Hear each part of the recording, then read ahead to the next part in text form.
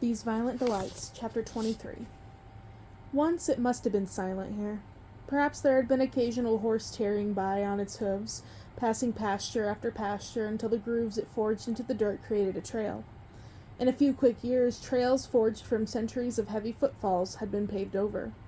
Pebbles that had thought themselves immortal were crushed into nothing. Trees older than whole countries were felled and destroyed. And in their place, greed grew. It grew into train tracks, linking village to village until there were no boundaries. It grew into wires and pipes and apartment complexes stacked atop one another with little planning. Juliet thought the international settlement might have gotten the worst of it. The invaders couldn't erase the people already living within the area they decided to call their own, but they could erase everything else. Where did the lanterns go? Juliet wondered, stopping at the street side and craning her neck up. What is Shanghai without its lanterns? We're here, Roma said, cutting into a reverie. This is the address on the flyers. He pointed to the building behind the one Juliet was staring at. For a second, as Juliet looked upon it, she thought her eyes were playing tricks on her. Tonight was a dark night, but there was enough low, oil-fueled light streaming through its windows to illuminate rows upon rows of people outside. A line starting from the front door that was so long it curled thrice into the building. She charged ahead. "Juliet!" Roma hissed. "Juliet, wait!" "It doesn't matter, Roma," she wanted to tell him. She knew what he was thinking, or at least some variation of it. They had to be careful. They had to avoid being spotted together. They had the Larkspur's assassins on their heels, so they had to watch who they were upsetting. It doesn't matter, she wanted to scream.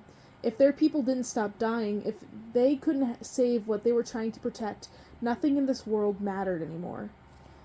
Juliet shoved her way to the front of the line. When an elderly man near the door tried to push her back, she spat the nastiest curse she could summon in Shanghainese, and he shrank like his life had been sucked from his veins. Juliet sensed Roma's presence behind her when she came to a stop in front of the towering man who guarded the door. Roma settled a cautious hand on her elbow in warning. This man was twice as white as her. A head-to-toe glance over the oil lamp's light told her he was possibly hired help, from a country farther south than China, from places where hunger was fueled and desperation was the engine. The prodding at her elbow increased. Juliet moved her arm away, shooting a cautionary glance at Roma, commanding him to stop. Roma had never been so worried for their safety.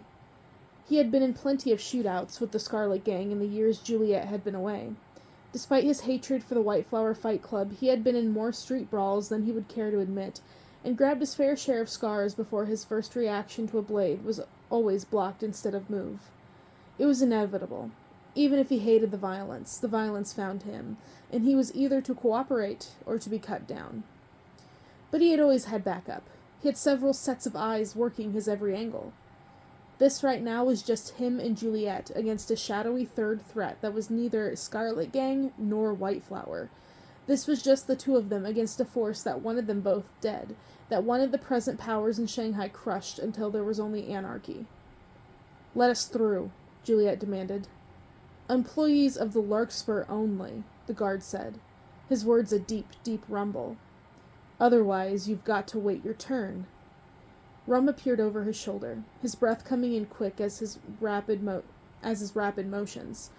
They were mostly flocked by the interlocked lines that a few men and women weren't standing quite right. They weren't in the line, they were hovering just outside it, keeping the peace without giving themselves away as personnel. "Juliet," Roma warned. He switched to Russian to avoid being understood by eavesdroppers. "There are at least 5 others in this crowd who have been hired with the Larkspur's dirty money. They have weapons. They will react if you pose yourself as a threat." "They have weapons?" Juliet echoed. Her Russian always had a twang to it. It wasn't quite an accent. Her tutor had been too good for that. It was an idiosyncrasy, a way she spoke her vowels that made them uniquely Juliet. "So do I." Juliet swung her fist, in an arc that started at her stomach and pulled outward. She backhanded the guard so hard that he dropped like a stone, falling out of the way to allow Juliet to kick open the door and pull Roma through before he had even caught up with the chain of events. She used her gun, he realized belatedly. Juliet hadn't suddenly obtained the strength of a wrestler. She simply had her pistol clutched backward in her fist and had used the butt of against the guard's temple. The guard hadn't even seen her retrieve it.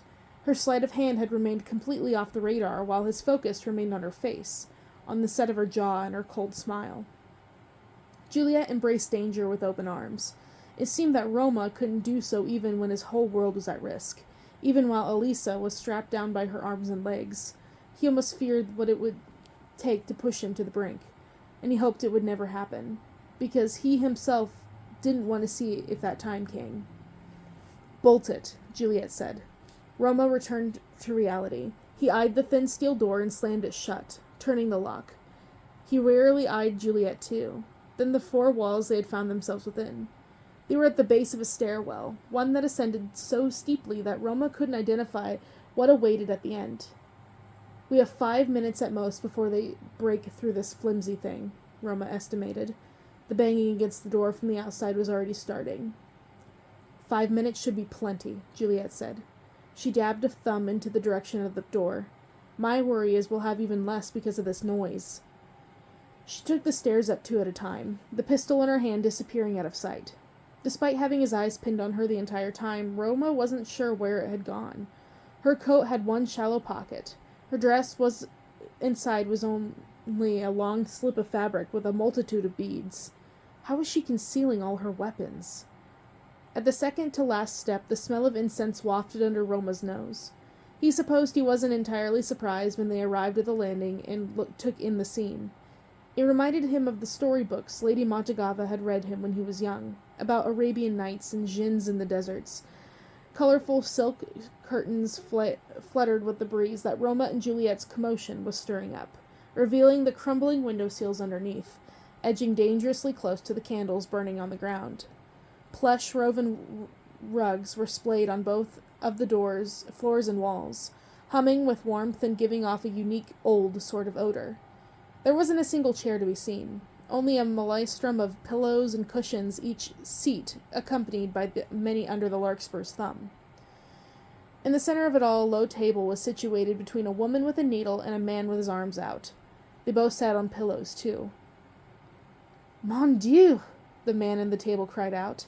Juliet's pistol had returned. It was pointed at the woman with the needle. "Are you the Larkspur?" she asked in English. Roma scanned the 20-odd other occupants in the room. He couldn't quite decipher who was under the employment of the Larkspur and who was here for the vaccine. Half had sat up straighter, signaling their involvement in the scheme, but it didn't look like they were about to interfere. Their elbows trembled, their necks sank into the shoulders. These were all people like Paul Dexter, who had called on the Whiteflowers once or twice too now. They thought themselves powerful and prized, but ultimately they were gutless. They would hardly even dare speak about seeing Roma and Juliet working together, in case they could not produce proof. The woman did not respond immediately. She withdrew the needle and cleaned the tip, opening a small case beside her. On one side, a row of 5 vials glistened under the firelight. On the other side, a row of 4 blue ones sat waiting. With the longer the woman drew out her answer, the more likely it seemed that she had to be the Larkspur, and the masculine pronouns everybody was using were simply an assumption. Until the woman looked up suddenly, her cold dark eyes and the thick eyelashes glaring at the muzzle of Juliet's pistol, and said, "No, I am not." She had an uncommon accent, leaning into French but not quite. The Frenchman sitting opposite her was completely frozen. Perhaps he thought if he didn't move, he wouldn't be registered in Juliet's sight. "What is in those injections?" Juliet asked. Her other hand, the one that wasn't clutching a pistol, was jerking around by her side as she spoke.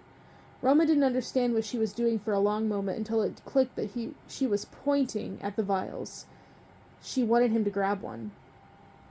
"Now if I told you," the woman said, "we would go out of business." While Roma inched closer and closer to the vials, there was nothing Juliet wanted to do more than pull the trigger. A long time ago, one of her tutors had said that being terribly hot-headed was her fatal flaw. She couldn't remember which tutor it was now. Chinese literature? French? Etiquette? Whatever subject it was, it didn't matter. She had lashed out in indignation because of the comment and directly proved her tutor correct. She would breathe deeply now. Smile, she told herself. Before meeting every stranger in New York, she went through the same routine. Smile, shoulders back, eyes heavy. She was light and bubbly and the epitome of the flapper girl, working 10 times as hard to maintain the perception she wanted just because of the skin she wore. Answer this, then, Juliet said. Her grin forced its way out, as if she found this impossibly entertaining, as if the pistol in her hand weren't level with the woman's eyes. What does the Larkspur know of the madness? Why would he have the cure when no one else does? Roma had bent into a crouch while Juliet handled the talking. He clapped a hand over the Frenchman's neck in an attempt to intimidate him, giving him instructions in French to get up and get out of his sight. While Roma spoke, he was leaning closer, pretending to get a kick out of looming over the man. The reality was that he was leaning over so he could take up as much of the table as possible, until his arm hovered right above the case of injection vials, and with a flick of his finger he had slid a blue vial down his sleeve. Meanwhile, oblivious to what was going on right under her nose, the woman shrugged, infuriatingly calm. Her aloofness spilled gasoline until the tension already brewing thickened the room, one spark away from explosion. You will have to ask the Larkspur yourself, the woman replied. But I am afraid nobody knows where or who he is. Juliet almost pulled the trigger right then and there. She didn't want the woman dead, nor did she enjoy killing people for fun. But if they got in her way, they needed to be moved. It wasn't a kill she wanted, but action. Her people were dropping like flies to some madness she couldn't control. Her city was shaking in fear for the thought of some monster she couldn't confront, and she was so sick of doing nothing. Anyone would be better than standing motionless. When Juliet wanted to blow up in frustration, the only solution was blowing something else up. Roma straightened up from his crouch and touched her elbow. I have it, he muttered softly in Russian, and Juliet, with her teeth gritted so hard that she sent sour pain sprinting up and down her jaw, lowered her gun. Juliet cleared her throat. Very well. Keep your secrets. Do you have a window we can jump from? Is it time to go yet? Benedict rolled his eyes. They were strolling the streets, ears perked for chaos, but otherwise on low alert. It wasn't as if they hadn't expected this. Their searches had been futile every time. Those who fell to the madness were either resisting until the very last second or already dead. This was a waste of time, Marshall whined. A waste, Ben. Benedict pressed his hand on Marshall's face.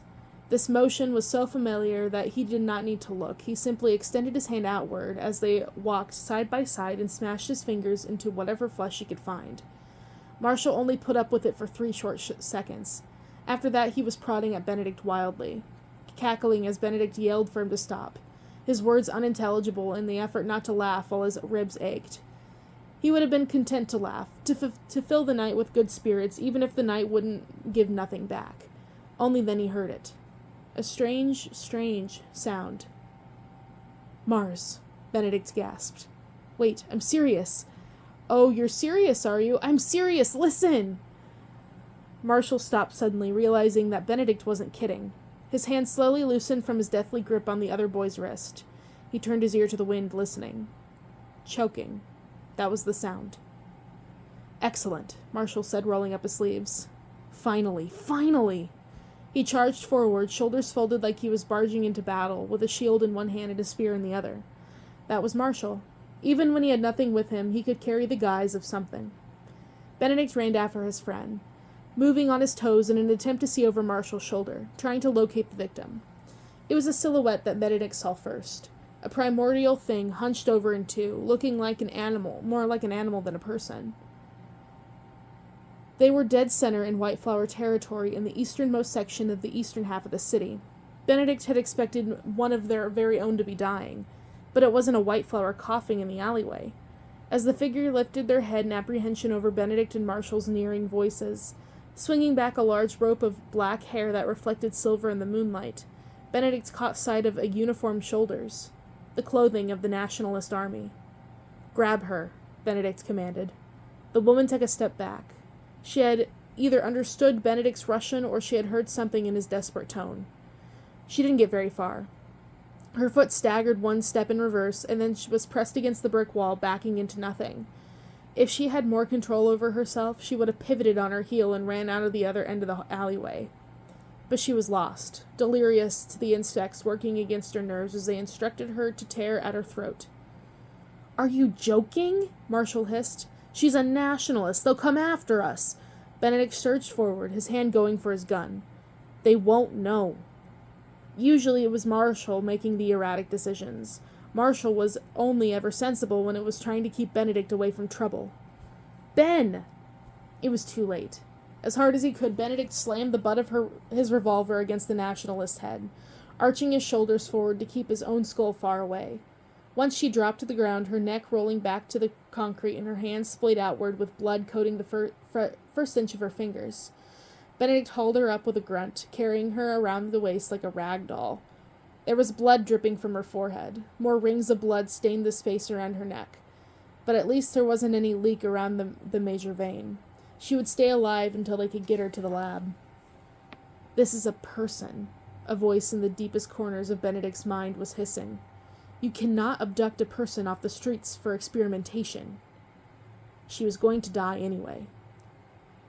Do you get to decide when?